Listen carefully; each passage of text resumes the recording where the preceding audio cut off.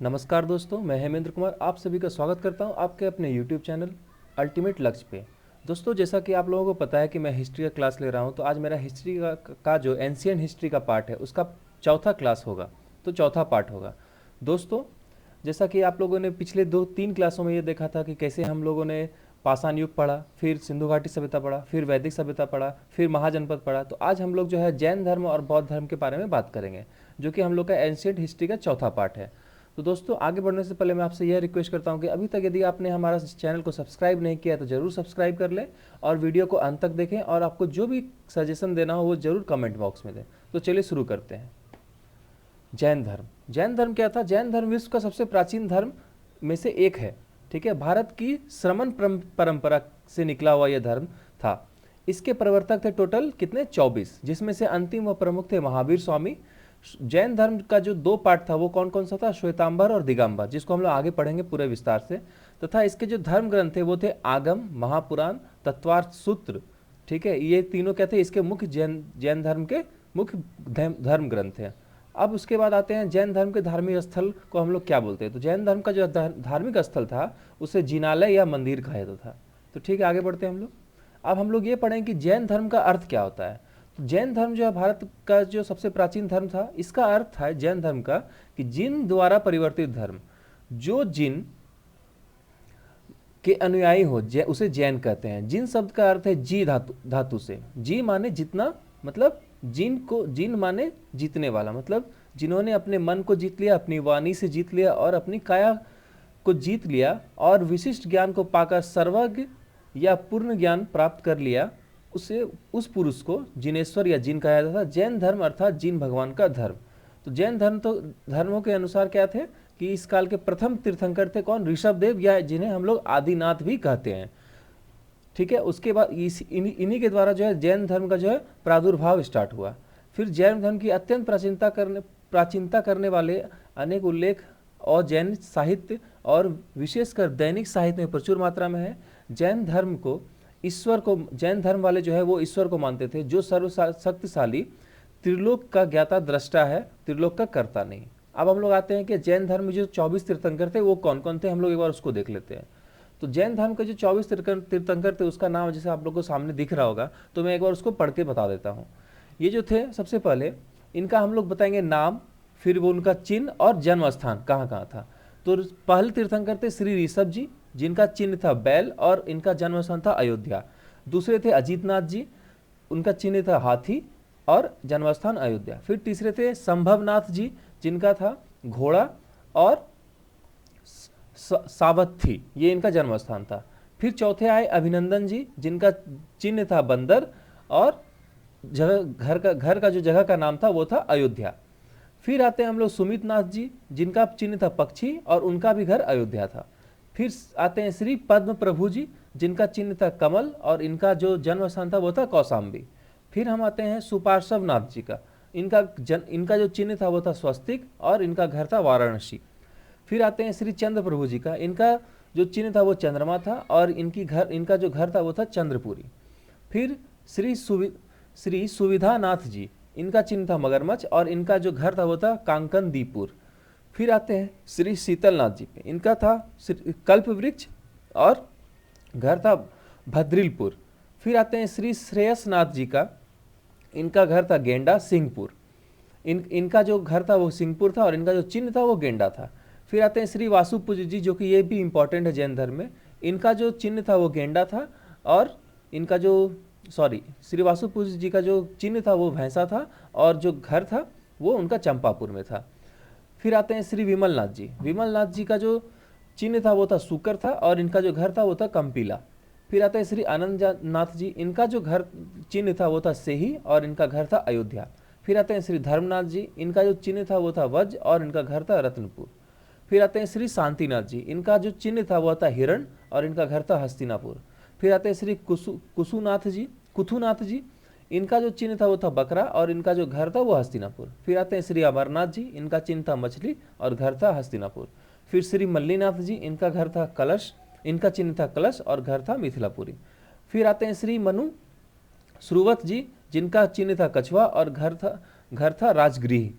फिर आते हैं श्री नामीनाथ जी, जिनका चिन्ह था नीलकमल और जिनका घर था मिथिलापुरी। फिर आते हैं श्री नेमीनाथ जी, जिनका चिन्ह था शंख और जिनका घर था सैरीपुर। फिर आते हैं श्री पार्श्वनाथ, जिनका घर था सर्प और जिनका चिन्ह था सर्प और जिनका घर था वाराणसी। फिर आते हैं श्री महावीर नाथ जी, जिनका चिन्ह था सिंह और जिनका घर था क्षत्रिय कुंड। तो ये तो थे हमारे जैन धर्म के तीर्थंकर। और कल मैं आप लोगों से एक क्वेश्चन भी पूछा था कि पार्श्वनाथ जी जो है जैन धर्म के कितने नंबर के तीर्थंकर हैं। तो मैं बता देता हूँ कि पार्श्वनाथ जो है वो जैन धर्म के 23वें नंबर के तीर्थंकर हैं। अब हम लोग जैन धर्म के जो सबसे प्रमुख तीर्थंकर थे महावीर स्वामी, हम लोग उनके बारे में पढ़ेंगे। तो महावीर स्वामी जो थे, इनका जन्म हुआ था 599 ईसा पहले वैशाली के गणतंत्र के कुंडल ग्राम में इक्ष्वाकु वंश के राजा क्षत्रिय राजा सिद्धार्थ और रानी त्रिशला के यहाँ। चैत्र शुक्ल 13 को इनका जन्म हुआ था। ग्रंथों के अनुसार उनके जन्म के बाद राज्य में उन्नति होने से उनका नाम वर्धमान रखा गया। तो महावीर स्वामी के बचपन का नाम क्या था? वर्धमान था। उनके पिताजी का नाम था सिद्धार्थ और उनकी माता का नाम था त्रिशला। और उनका जन्म कब हुआ था? 1599 ईसा पहले 599 ईसा पहले। अब हम लोग फिर से आगे बढ़ते हैं। तो जैन ग्रंथ उत्तर पुराण में वर्धमान, वीर, अतिवीर, महावीर और सन्मति जैसे ऐसे 5 नामों का उल्लेख है। इन सब नामों का साथ कोई कथा जुड़ी है। जैन धर्मों के अनुसार 23वें तीर्थंकर पार्श्वनाथ जी के निर्वाण मतलब जब वो मोक्ष को प्राप्त लिए थे, तो प्राप्त करने के 188 वर्ष के बाद किनका जन्म हुआ था? तो महावीर स्वामी का जन्म हुआ था। अब हम लोग महावीर स्वामी का जन्म तो देख लिया, अब थोड़ा विवाह भी देख लेते हैं। तो इनका विवाह जो है यशोदा नामक सुकन्या के साथ उत्पन्न हुआ था और कालांतर में इनकी एक बेटी भी हुई थी जिसका नाम था अन्नोजा प्रियदर्शिनी। और उनका जो विवाह है वो किसके साथ हुआ था? तो राजकुमार जमाली के साथ उनका विवाह हुआ था। तो हम लोग ये देख लिए महावीर स्वामी का जन्म और विवाह। अब हम लोग आगे बढ़ेंगे महावीर स्वामी का वैराग्य, ज्ञान, उपदेश और मोक्ष के बारे में। तो वैराग्य जो महावीर स्वामी ने धारण किया वो कब किया? 30 वर्ष की आयु में। और ये किनसे आशीर्वाद लेके वैराग्य धारण करने चले गए थे? तो अपने बड़े भाई से। उन्होंने 12 वर्ष तक कठोर तप के बाद जंबक में त्रिजु पालिका नदी के तट पर एक सल्व वृक्ष के नीचे सच्चा ज्ञान प्राप्त किया था।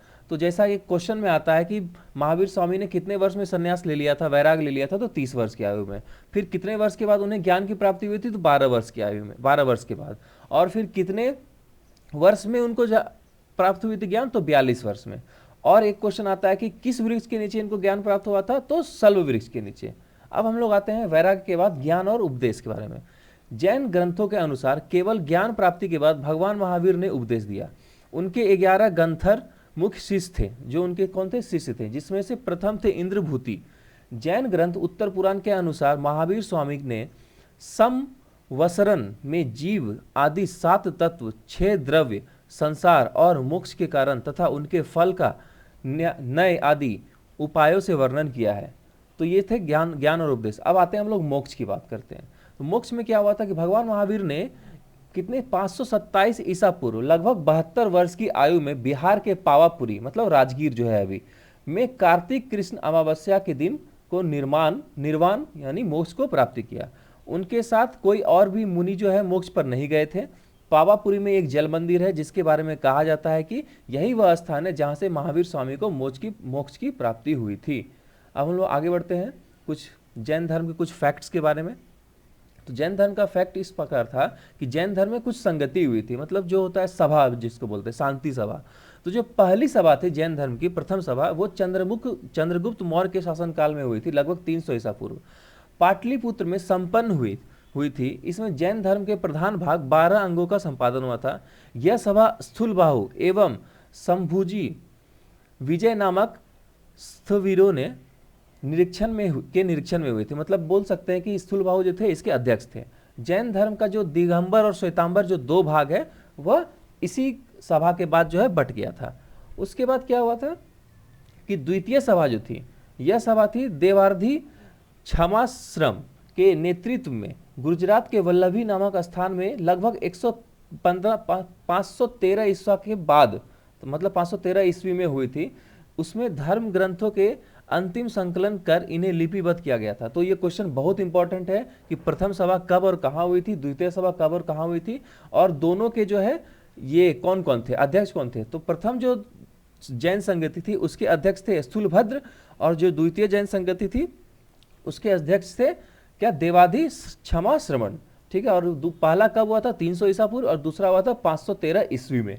और जो ये जो नोट्स का मैंने थोड़ा सा लिखा है कि प्रथम जैन संगति का जो दक्षिण था, मतलब जैनों मतलब दिगंबर ने विरोध किया था, ठीक है।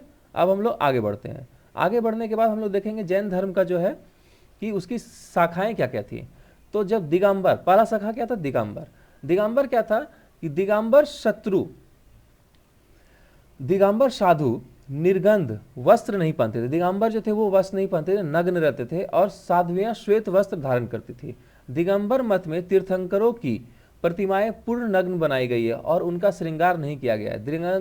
दिगंबर समुदाय दो भागों में विभक्त है। क्या क्या है वो, तारण पंथ और पारवर परवार। और ये क्वेश्चन भी आता है जो दिगंबर समुदाय है इनका, इसको जो है मतलब कौन बनाया था, इसका जो है ये कौन था, खोजकर्ता कौन था। तो दिगंबर समुदाय का जो खोजकर्ता था या जिसने बनाया था उसका नाम था स्थूलभद्र, जिसने की प्रथम जैन संगति की थी। अब हम लोग आते हैं श्वेतांबर। श्वेतांबर एवं साध्वियां और सन्यास श्वेत वस्त्र पहनते थे। तीर्थंकरों की प्रतिमा पर धातु की आंख कुंडल सहित बनाई जाती थी और उनका श्रृंगार किया जाता है। श्वेतांबर भी दो भाग में विभक्त है। पहला है देशवासी, जिसको बोलते हैं ये तीर्थंकरों की प्रतिमाएं की पूजा करते हैं। दूसरा है स्थानकवासी, ये मूर्ति पूजा नहीं करते हैं बल्कि साधु संतों को ही पूजते हैं। स्थानकवासी के भी दो भाग है, क्या है, 22 पंथी और 13 पंथी। तो ये था जैन धर्म का कुछ कुछ चीजें। अब हम लोग जैन धर्म का आखिरी में आते हैं। तो जैन धर्म में कुछ कुछ जो ये थे, तो धर्म ग्रंथ थे कितने, 4। धर्म ग्रंथ को 4 ग्रंथों में बांटा गया था, 4 भागों में। कौन कौन था, प्रथमा नियोग, दूसरा था करुणा नियोग, तीसरा था चरणा नियोग, और चौथा था द्रव्या नियोग। और जो थे चंपा के शासक दधिवाहन की पुत्री चंदना महावीर की पहली भिक्षुणी थी। ये क्वेश्चन में आता है इसलिए मैंने इसको पॉइंट में लिखा है। और फिर महावीर की मृत्यु के बाद जो जैन धर्म का प्रथम अध्यक्ष बना था वो कौन बना था, सुधर्मन बना था। फिर हम लोग आते हैं 9 पदार्थ। 9 पदार्थ में आता है जैसे जैन धर्मों के अनुसार जीव और अजीव यह 2 मुख्य पदार्थ हैं। आसत्र, बंध, सांवर, निर्जरा, मोक्ष, पाप, पुण्य, अजीव द्रव्य के भेद हैं, ठीक है। और जैन धर्म के त्रिरत्न है, त्रिरत्न बोला जाता है। ये बहुत इंपॉर्टेंट क्वेश्चन है, ये हमेशा एग्जाम में पूछा जाता है कि जैन धर्म के त्रिरत्न इनमें से कौन थे या कौन नहीं थे। तो जैन धर्म के जो त्रिरत्न थे वो कौन कौन से थे, सम्यक दर्शन, सम्यक ज्ञान और सम्यक चरित्र। फिर हम लोग आते हैं 4 कषाय, क्रोध, मन, माया, लोभ। यह 4 कषाय है जिसके कारण कर्मों का आश्रत्व होता है। उसके आते हैं 4 गति। 4 गति कौन कौन सा है, तो 4 गतियां जिनमें संसारी जीव का जन्म मरण होता है, देव गति, मनुष्य गति, तिर्यच गति और नरक गति। मोक्ष को पंचम गति भी कहा जाता है। तो ये था जैन धर्म। अब हम लोग आते हैं बौद्ध धर्म में। बौद्ध धर्म जो थे वो बेसिकली उसके जो खोजकर्ता थे, मतलब जो उनका स्थापना किए थे वो कौन थे, भगवान बुद्ध थे। तो बौद्ध धर्म के बारे में पढ़ते हैं तो क्या कि बौद्ध धर्म के जो 3 ज्वेल्स मतलब 3 जो आभूषण थे, त्रिरत्न जिसको बोलते हैं, वो कौन कौन से थे, बुद्ध थे, धम्म थे और संघ थे। तो हम लोग ये इस पार्ट में जो है सिर्फ बुद्ध के बारे में पढ़ेंगे। बुद्ध मतलब जब बुद्ध क्या थे, उनका जन्म कहाँ हुआ था, उनके जीवनी के बारे में पढ़ेंगे, ठीक है। तो बुद्ध धर्म भारत की श्रवण परंपरा से निकला धर्म और महान दर्शन है। ईसा पूर्व 6ठी शताब्दी में बौद्ध धर्म की स्थापना हुई थी। बौद्ध धर्म के संस्थापक कौन है, तो महात्मा बुद्ध है। बौद्ध धर्म का मतलब महात्मा बुद्ध का जो जन्म हुआ था वो कब हुआ था, 563 ईसा पूर्व में लुम्बिनी वन जो कि नेपाल में है अभी। और महापरिनिर्वाण कहाँ हुआ था, 483 ईसा पूर्व कुशीनगर भारत में।